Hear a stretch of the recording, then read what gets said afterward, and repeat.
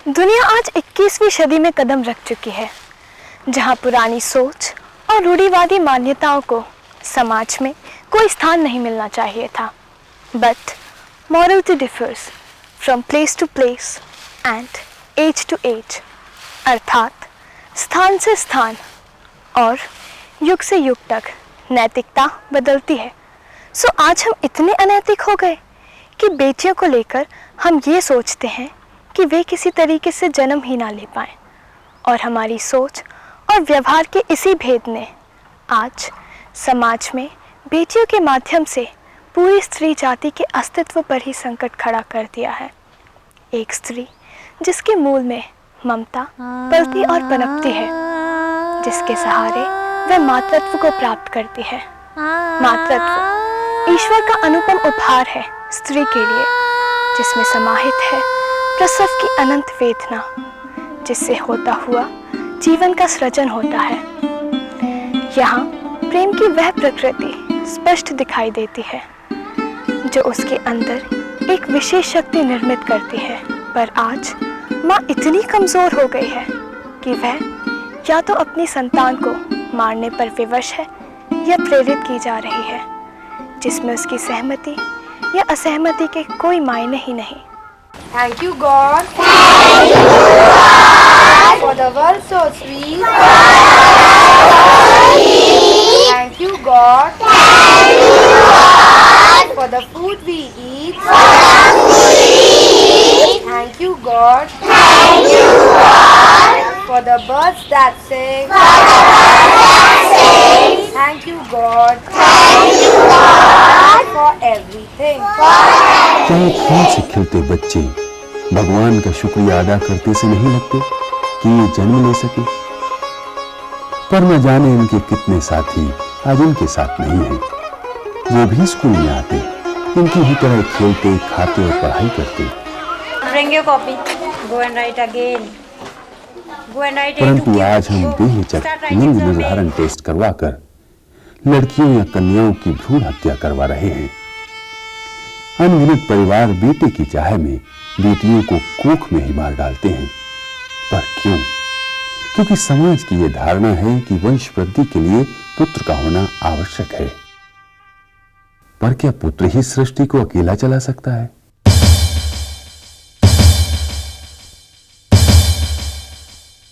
हमारी परंपरा जो वैदिक परंपरा रही है, शास्त्र परंपरा रही है, वह हमेशा हर क्षेत्र में कन्याओं को शक्ति का प्रतीक माना गया है।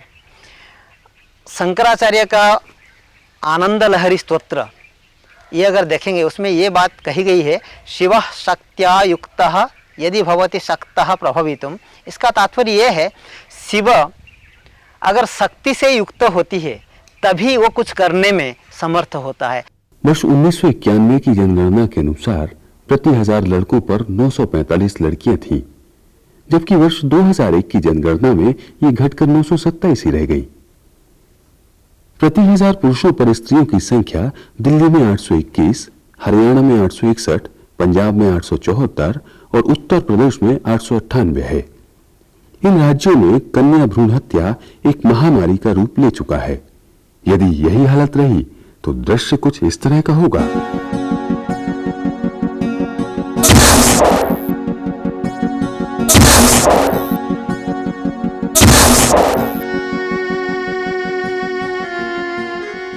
ये आहट है उस दुखद भविष्य की जिसके बारे में हम और आप बिल्कुल बेखबर हैं। हम नासमझी में अपराध करते चले जा रहे हैं।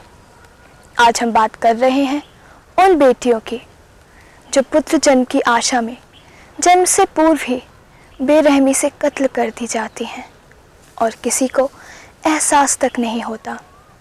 आज समाज में स्त्री और पुरुष का जो अनुपात है वो हमें सोचने पर मजबूर करता है और इशारा करता है आने वाले कई खतरों की ओर।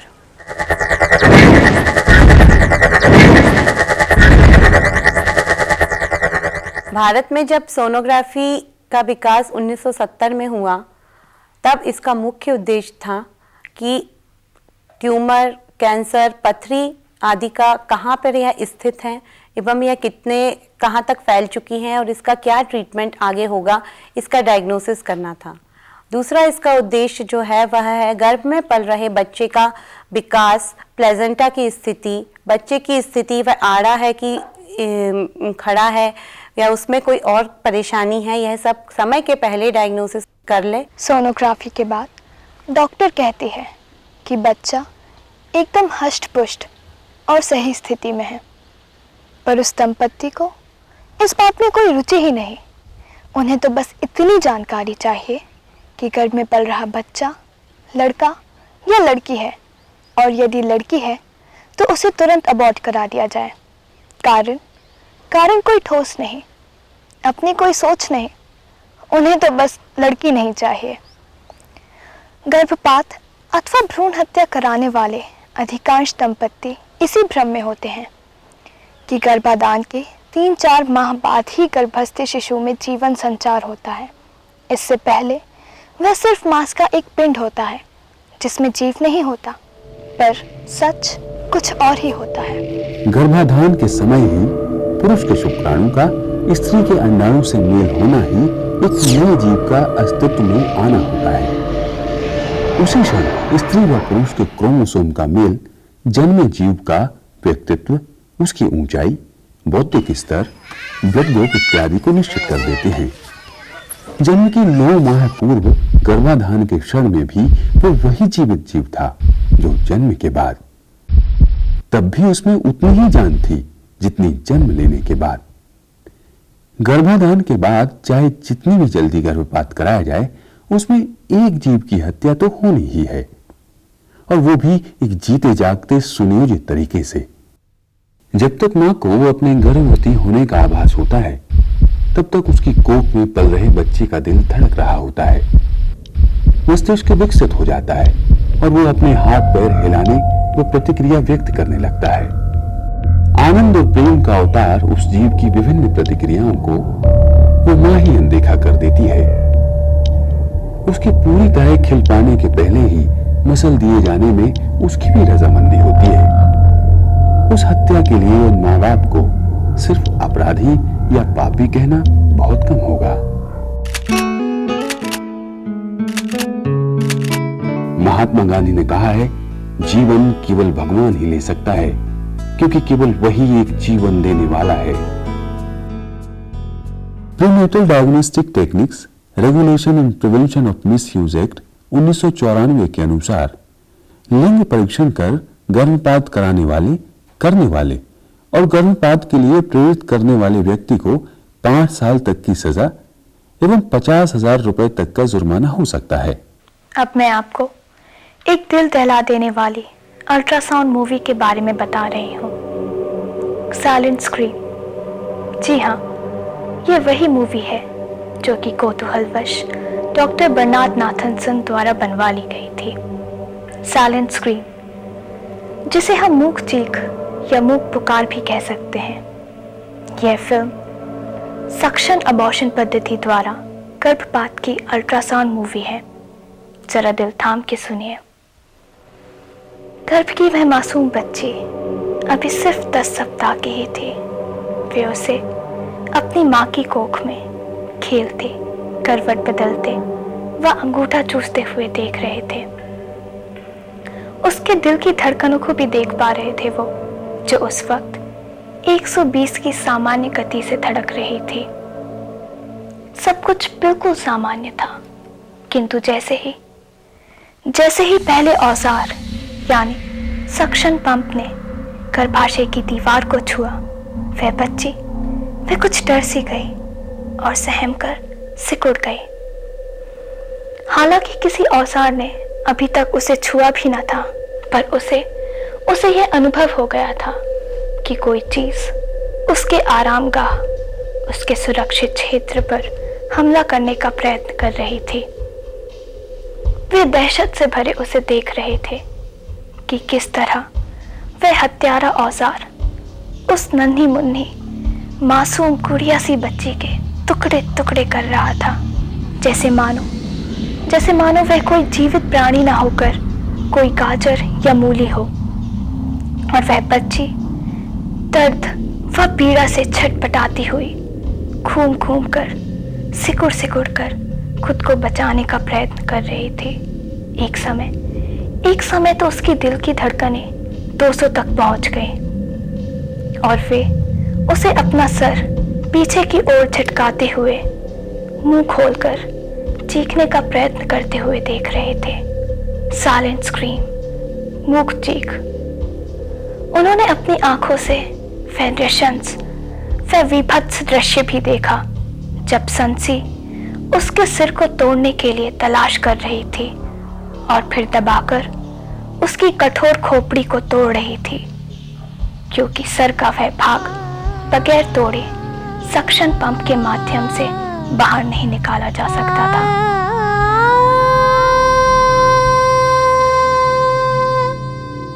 लिंग परीक्षण कर गर्भपात कराना ऐसा कार्य है जिसे न केवल धर्म और कानून ने असंगत माना है, वरन उस स्त्री के लिए भी कई शारीरिक और मानसिक परेशानियों का कारण बनता है, जैसे अत्यधिक रक्तस्राव, रोग संक्रमण, गर्भाशय का क्षतिग्रस्त होना, गर्भाशय में छेद होना और आंतों में सुराख होने की संभावना। कुछ शारीरिक जटिलताएं समय के साथ देखने को मिलती हैं, जैसे मृत अथवा अपंग बच्चे होने की संभावना, गर्भस्राव, विकृत गर्भ क्षमता, अवधि पूर्व जन्म, कम वजन के शिशु का होना, बच्चे का फेलोपियन ट्यूब में बढ़ना आदि। लोग कहते हैं इस सब के पीछे शिक्षा का अभाव होता है। ये बात सही भी हो सकती है, लेकिन पूर्ण सत्य नहीं। यदि ऐसा होता तो आदिवासी जिनमें शिक्षा का स्तर कम होता है, उनमें 1000 पुरुषों पर 1038 महिलाएं कैसे होती? इस अनुपात के आगे शिक्षित और पढ़े लिखे लोगों का ज्यादा ही रौद्र रूप सामने आता है, जिनमें नैतिकता के मापदंड खुद को ध्यान में रखकर बनाए हुए से लगते हैं। राजस्थान में जैसलमेर एक ऐसी जगह है जहां लड़कियां बहुत कम देखने को मिलती हैं। सन 2006 में उदयपुर की सुप्रसिद्ध फतेह सागर झील में 4-5 महीने के 3-4 कन्या भ्रूणों को तैरते हुए देखा गया। उड़ीसा के नयागढ़ शहर में 14 जुलाई 2007 को 7 शिशु कन्याओं के शव प्राप्त हुए थे। 22 जुलाई 2007 को नवथनपुर पहाड़ी के पास एक कुएं से 7 शिशुओं के नरकंकाल पाए गए। पूर्वी भारत के शहर के एक क्लिनिक के पास पुलिस द्वारा 30 ऐसे पॉलीबैग पकड़े गए जिनमें कन्या भ्रूण के टुकड़े भरे हुए थे। समाज में लड़कियों के बारे में कई आशंकाओं ने न जाने कहां से जन्म ले लिया, जबकि आज स्त्री हर क्षेत्र में पुरुषों के साथ कदम से कदम मिलाकर चल रही है।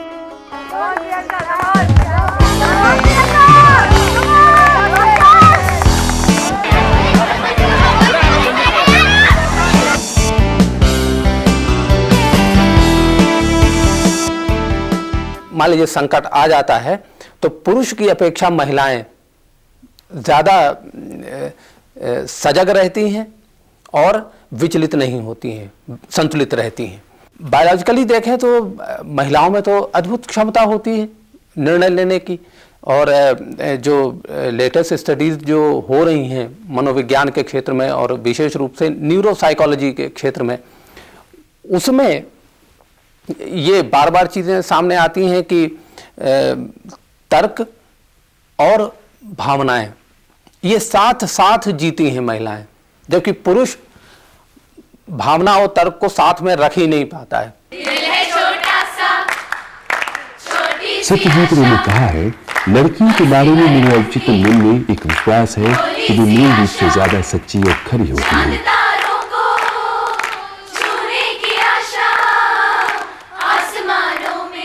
तुम कहते हो इसका रोना मुझे नहीं सुहाता है, मैं कहती हूँ इस रोने से सारा घर भर जाता है। ये पंक्ति महान कवयित्री सुभद्रा कुमारी चौहान की है, जो अपने इस संदर्भ में भी समाज की मानसिकता का वो आईना दिखाती है जिसे हम शायद ही आसानी से देख पाएं, क्योंकि सामान्य सी दिखती इस दुनिया में लड़कियों, बेटियों और स्त्रियों के लिए सब कुछ सामान्य हो ये ज़रूरी नहीं। पर सदियों से हिकारत और जिल्लत सहती, भेदभाव का दंश झेलती वो बेटी आज इतनी परिपक्व हो चुकी है कि जिंदगी की हर कसौटी पर सफल होने खुद को तैयार करती नजर आती है।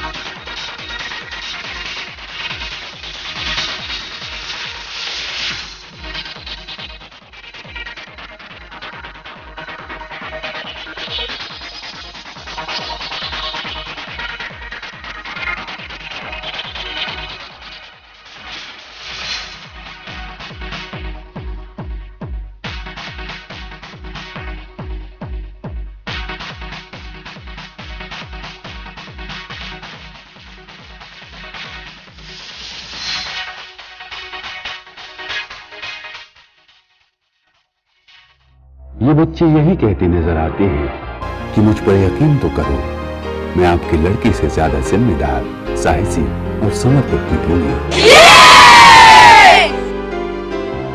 अब मेरे जन्म को लेकर आशंकाएं करना बंद कर दो। मत बनाओ मुझे अनचाहा। सोनोग्राफी के द्वारा मुझे खत्म करने के प्रयास को अभी भी रोक लो कि मैं भी आपका एक अंश हूं। भ्रूण हत्या की अमानवीय सामाजिक बुराई केवल भारत तक ही सीमित नहीं, बल्कि पूरी दुनिया इससे प्रभावित है। विदेशों में रहने वाले भारतीय भी इससे अछूते नहीं हैं। तमाम कानून और प्रतिबंध भ्रूण परीक्षण को रोकने में नाकाम हैं, पर ज़रूरत है तो हमारे सकारात्मक चिंतन की, जो हमें इसी वक्त शुरू कर देना चाहिए, वरना हम उस दिन से दूर खड़े नहीं होंगे जब इंसानी सभ्यता निराश और हताश हो जाएगी अपनी ही गलतियों से, और हम ये समझ भी ना पाएंगे कि दोष किसका था। मैं तो कहती हूँ कि अपनी सोच को इतना सकारात्मक रखो कि बेटे और बेटी का ख्याल आपको छू भी ना सके, और बात हो सिर्फ संतान की, उसके प्रति गुरुवत और मित्रवत व्यवहार की, और बेटियों पर हो विश्वास, विश्वास और सिर्फ विश्वास की।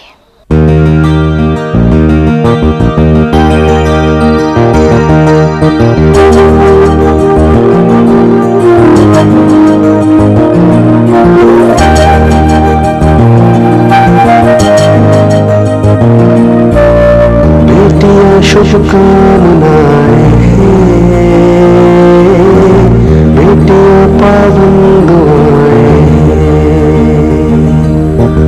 बेटियां ज़ीनत हदीसों की, बेटियां जातक कथाएं, बेटियां गुरु ग्रंथ की वाणी, बेटियां वैदिक ऋचाएं, जिनमें खुद भगवान बसता है, बेटियां वो वंदनाएं।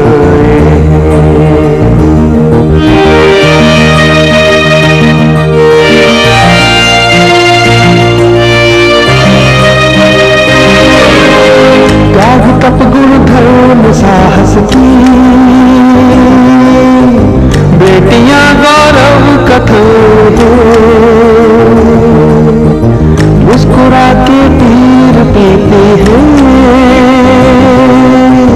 बेटियां हर्षित व्यथाएं, झूलपट को दूर करती हैं, बेटियां जल की घटाएं, इस प्रदूषण के जमाने में बेटियां सुरभत फजाएं, दुर्दिनों के दौर में देखा बेटियां संवेदनाएं,